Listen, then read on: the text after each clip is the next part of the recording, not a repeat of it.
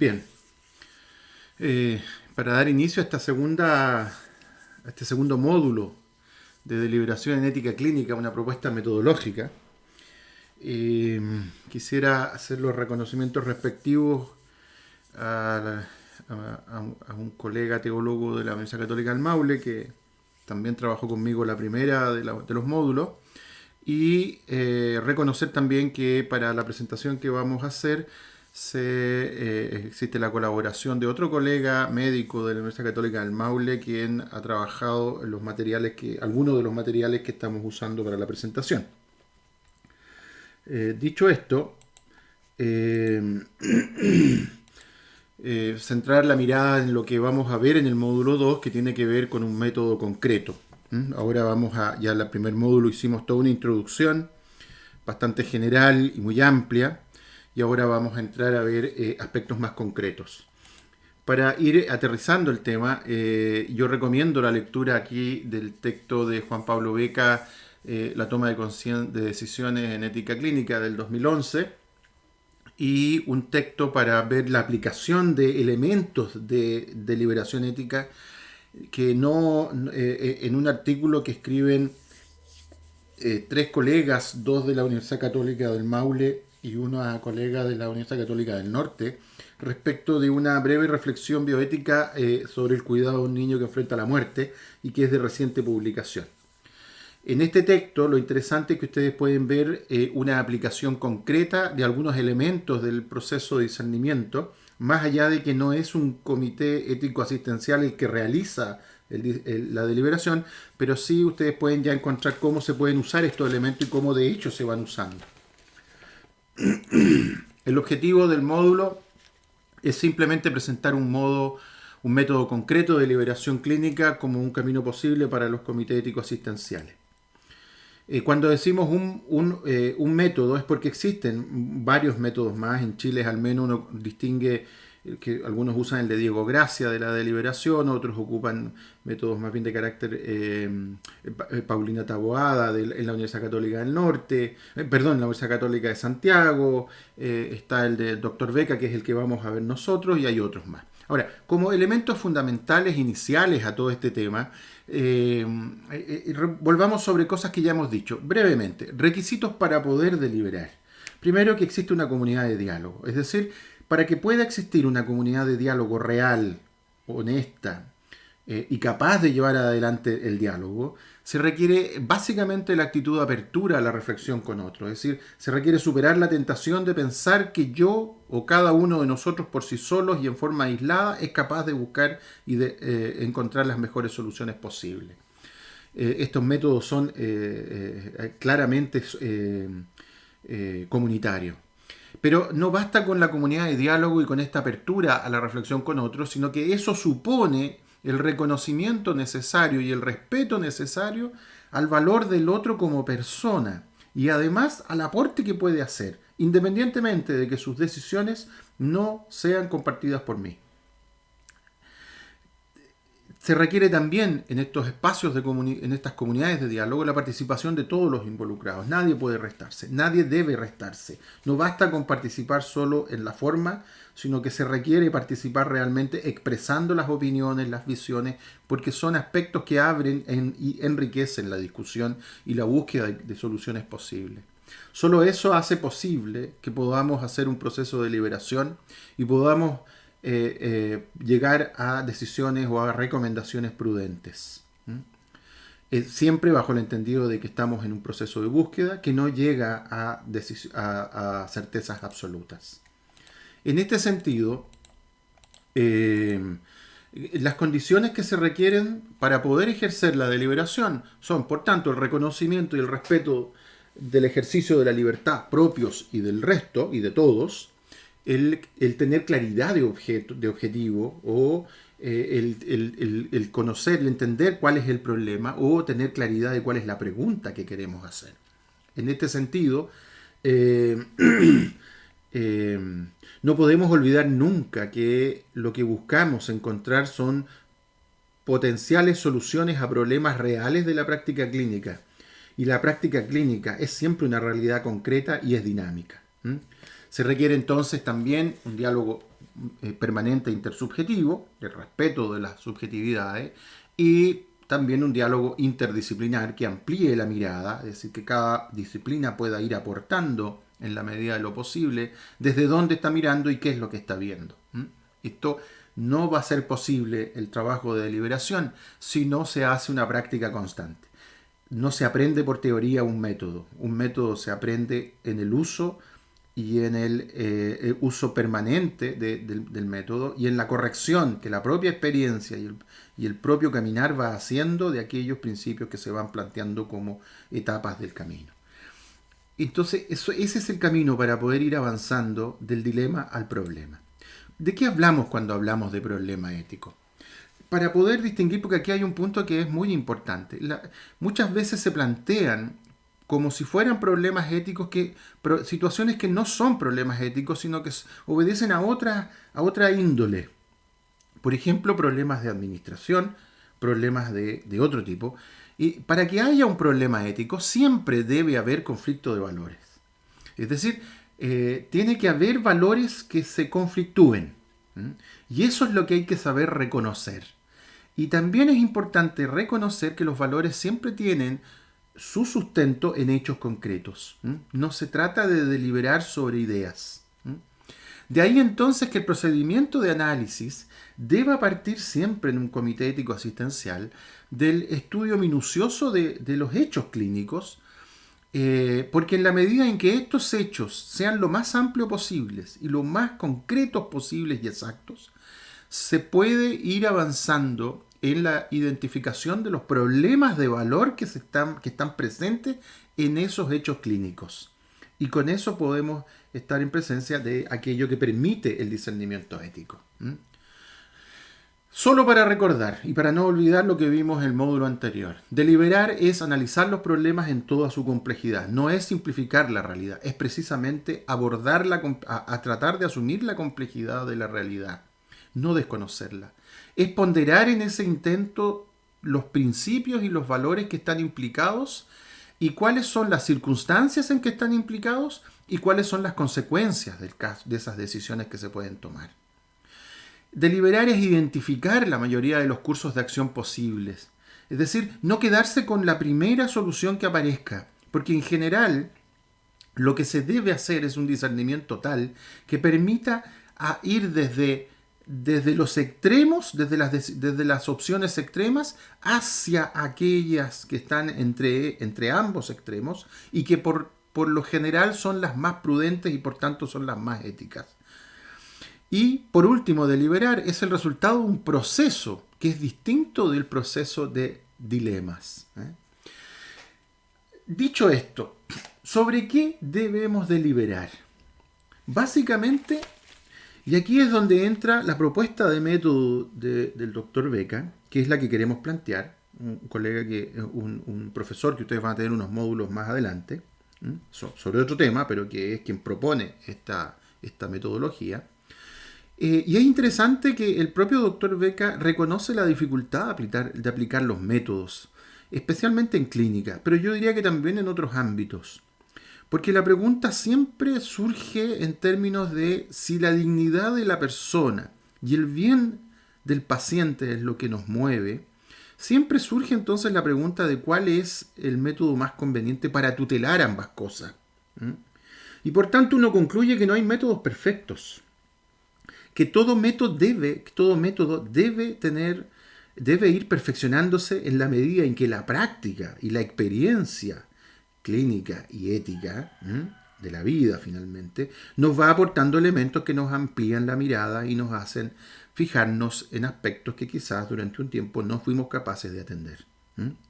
En este sentido, la propuesta que hace el doctor Beca asume elementos tanto del principialismo como del método de liberación de Diego Gracia.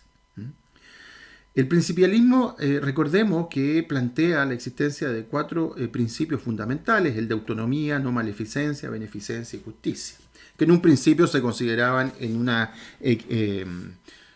un mismo nivel todos y que posteriormente, alrededor de los años 80, con Diego Gracia, se formula una jerarquización de estos principios.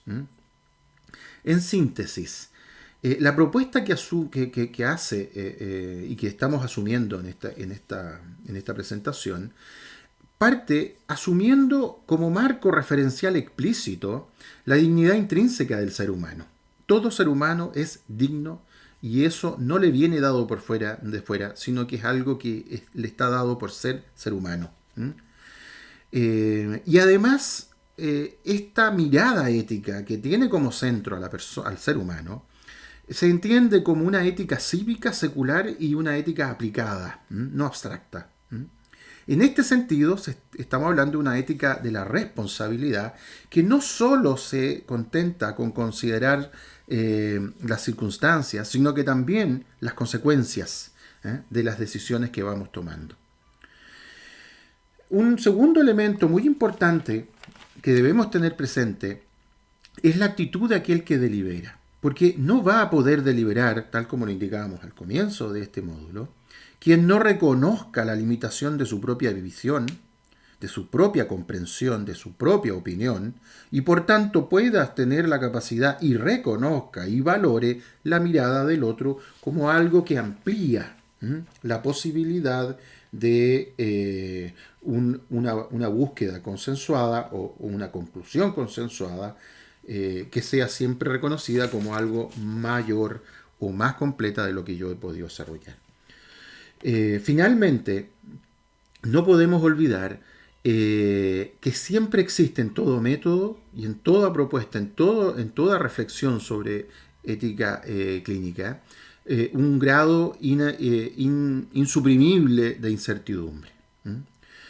No podemos olvidar que el propósito del proceso de deliberación es llegar a una conclusión que pueda permitir recomendaciones que ayuden a responder a un problema específicamente planteado y a una persona o paciente concreta en la búsqueda de la toma de las mejores decisiones para su beneficio.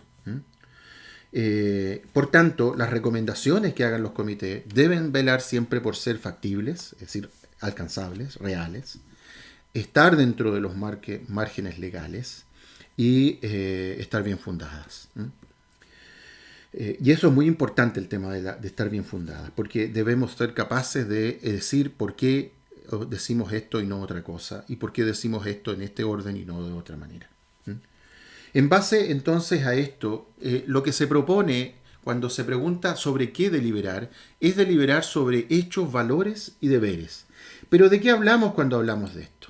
En la siguiente imagen, la propuesta que nos presenta Beca asume elementos, como ya dijimos, del método principialista y del método de deliberación de Diego Gracia, pero los agrupa rescatando de los métodos principialistas una propuesta de comprensión, de sistematización de aquellos elementos que permiten un mejor discernimiento o deliberación de lo que es el hecho que se está analizando, para desde ahí poder detectar los problemas éticos que están, en qué orden se dan y cuáles serían los principios que pudiesen estar involucrados en el análisis.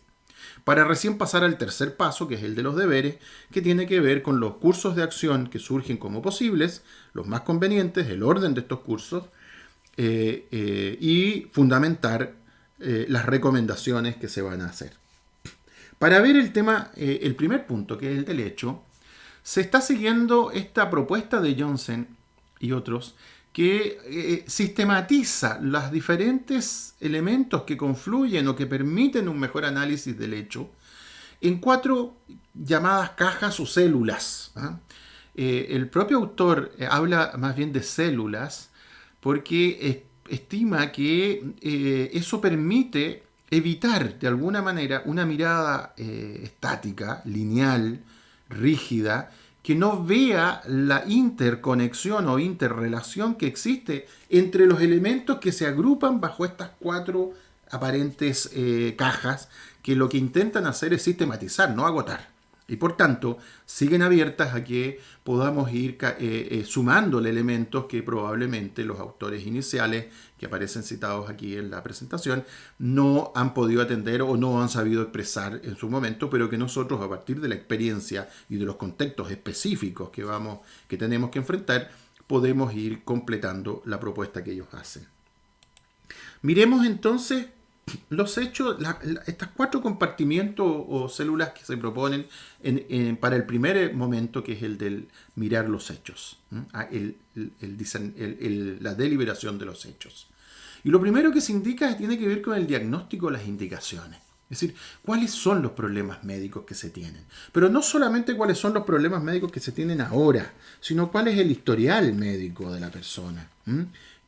¿Cómo ha sido su vida en términos de salud respecto de los datos que se tienen? ¿Cuál es el pronóstico? Y eso tiene mucho que ver con el tipo de problema que presenta el paciente. ¿Es un problema agudo, es crónico, es crítico? ¿Es reversible o no es reversible? ¿Es terminal? Son distintas situaciones que ameritan, por tanto, distintas respuestas también. Es decir, y los tratamientos posibles, ¿qué objetivos tienen? ¿Qué probabilidades de éxito pueden tener en este caso específico? ¿Y qué pasaría o qué podemos nosotros proponer en caso de que no funcione o no sea posible llevar adelante, no dé los resultados esperados el tratamiento? Pero no podemos perder nunca de vista que todo esto tiene que darse dentro del contexto de que nosotros lo que buscamos es beneficiar al enfermo, evitar dañarlo. Él es el centro que debe guiar todo el proceso de reflexión. Un segundo elemento constitutivo de la sistematización del hecho tiene que ver con la voluntad del enfermo y la voluntad de la familia.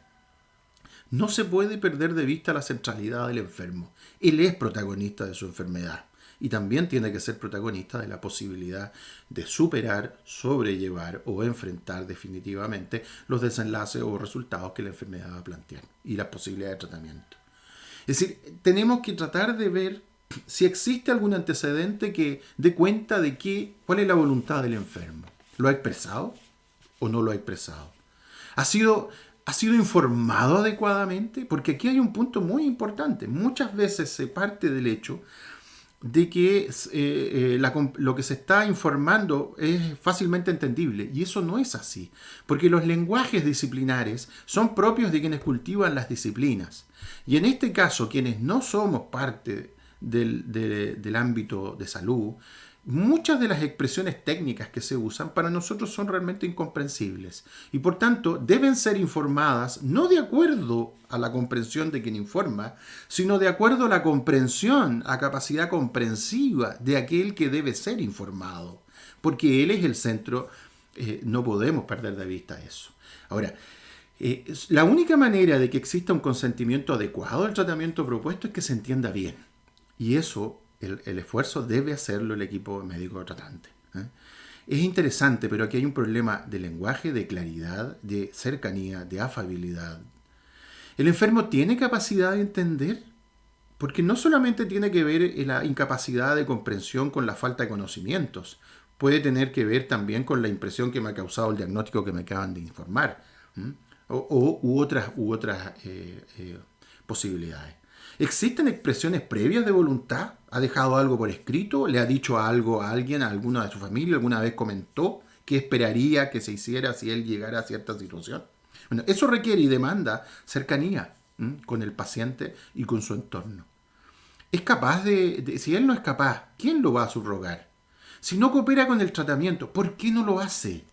¿Es porque no quiere nomás? ¿O es porque hay alguna razón? ¿O es porque no lo entiende? ¿O hay alguna razón que para él es más fuerte que cuidar la propia salud? Al menos según la propuesta que se está haciendo. Es decir, siempre debe estar a la base la búsqueda del respeto de la voluntad del paciente en la medida de lo posible. Un tercer elemento tiene que ver con lo que se considera calidad de vida. Y aquí estamos en presencia de algo que es bastante subjetivo. La probabilidad con y sin tratamiento de recuperar la calidad de vida. ¿Qué posibilidad real hay?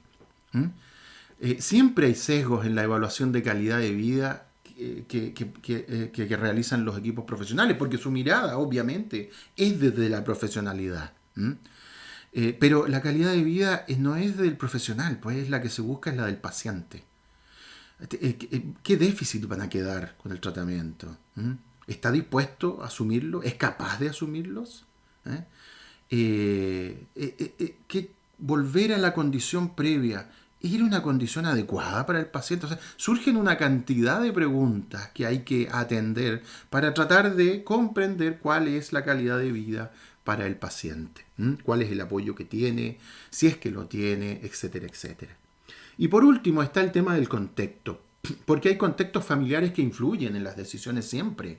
Hay intereses médicos que también podrían influir. Hay factores obviamente económicos. No podemos olvidar que vivimos en un país que atraviesa una crisis de reclamo social muy fuerte precisamente por la desigualdad brutal que existe al interior de nuestra convivencia social. Hay factores religiosos y culturales. Uno podría decir, oh, no, pero es que eso no debería afectar. No, todos estos elementos afectan las decisiones clínicas, porque quien está siendo atendido es el paciente. No es una persona en un contexto, no es una persona aislada, no se le ha sacado de su... Él sigue viviendo con otros y él vuelve, si es que vuelve, a reincorporarse a la vida con otros. Es decir, el tema de los recursos es súper importante considerarlo.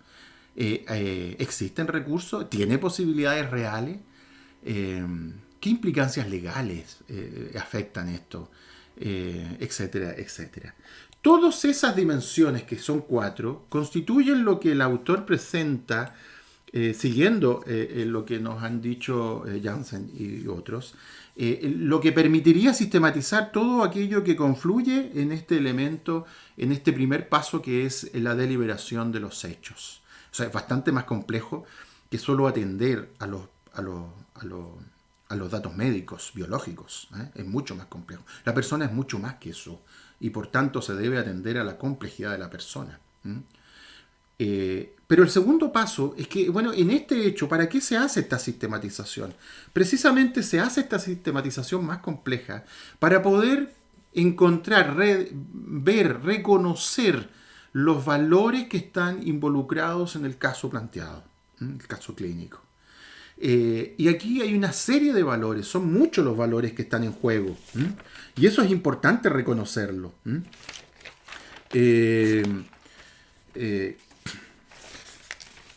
Los valores que están en juego, fundamentalmente está el valor de la dignidad humana que no puede perderse nunca de vista.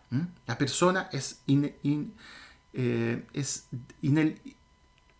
digna y debe ser respetada en su dignidad siempre y en todo momento dentro de lo posible. ¿Cuál es la calidad del trato que le podemos dar? Debe darse una relación de confianza siempre, pero aquí tenemos un problema, porque los índices de medición que se hacen en Chile nos muestran una sociedad profundamente desconfiada. Desconfiamos no solo de las instituciones, sino que también desconfiamos entre nosotros, de las personas que nos rodean. Si en la antigüedad el equipo médico es visto como aquel que auxilia, muchas veces hoy es visto con más desconfianza que confianza. Y ese es un problema que no es propio del equipo médico, es un problema social, pero que impacta obviamente en las relaciones médico-paciente, equipo médico tratante y paciente, familia, etc.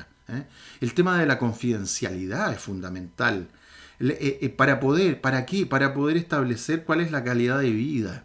Porque uno podría determinar que para algunos equipos médicos la calidad de vida tiene que ver con la cantidad de vida, la prolongación de la vida, mientras que para el paciente eso puede ser precisamente algo que no tenga que ver con la calidad de vida, para él o para su familia. El acompañamiento al buen morir en caso de que no sea una enfermedad reversible, el alivio del dolor, el acompañamiento. Y aquí hemos puesto en diferentes tamaños los valores porque vamos resaltando aquellos que a nosotros nos han parecido más fundamentales. La esperanza, el cuidado, la seguridad y el respeto por siempre de la autonomía, que es lo que se busca en última instancia. Y pasamos entonces al tercer paso, que una vez que hemos logrado configurar los hechos lo más completamente posible, lo más ampliamente posible, haciendo eco de estos 4 cajas que podemos, insisto, ir enriqueciendo y que además debemos comprender relacionalmente y que podemos ver que en algunos, de acuerdo al contexto, pueden variar su ubicación, qué caja va primero.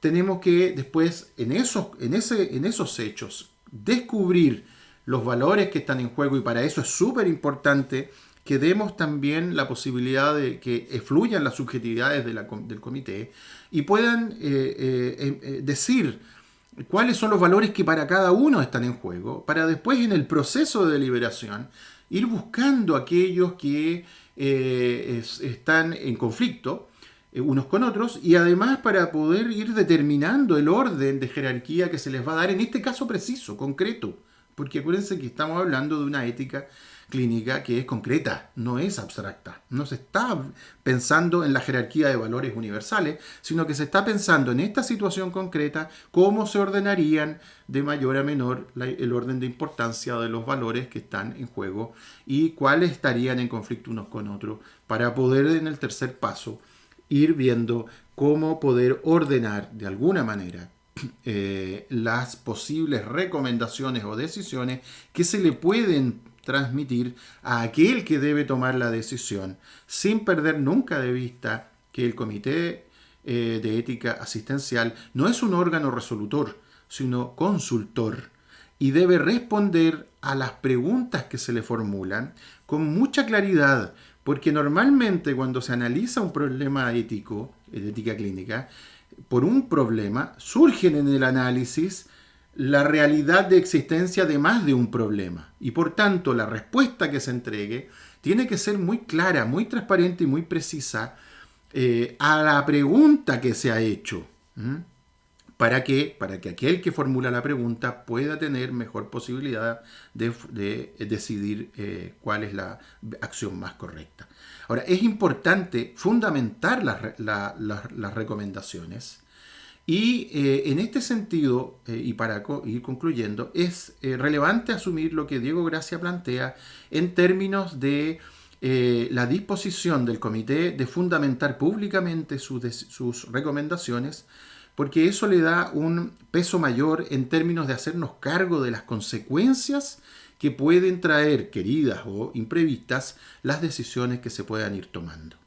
Bien, les propongo ahora un pequeño ejercicio que no vamos a alcanzar a desarrollar. Es la propuesta del caso del segundo artículo que les propuse al inicio de este módulo, y que cuenta la historia el caso de una niña que está falleciendo, y cómo hay el rol de una enfermera que, ante la incapacidad de llegar a deliberar con el médico tratante, comienza a buscar la manera de poder tutelar la autonomía y el derecho y la dignidad de la paciente y de su familia. Me parece que es un caso bastante claro, muy interesante, está bien desarrollado y además es de reciente publicación. Muchas gracias, y lamentablemente por el tiempo no es posible profundizar. Les recomiendo que lean el artículo que les cité del Dr. Beca, donde está bastante claro y muy bien explicado cada uno de los pasos. Muchas gracias.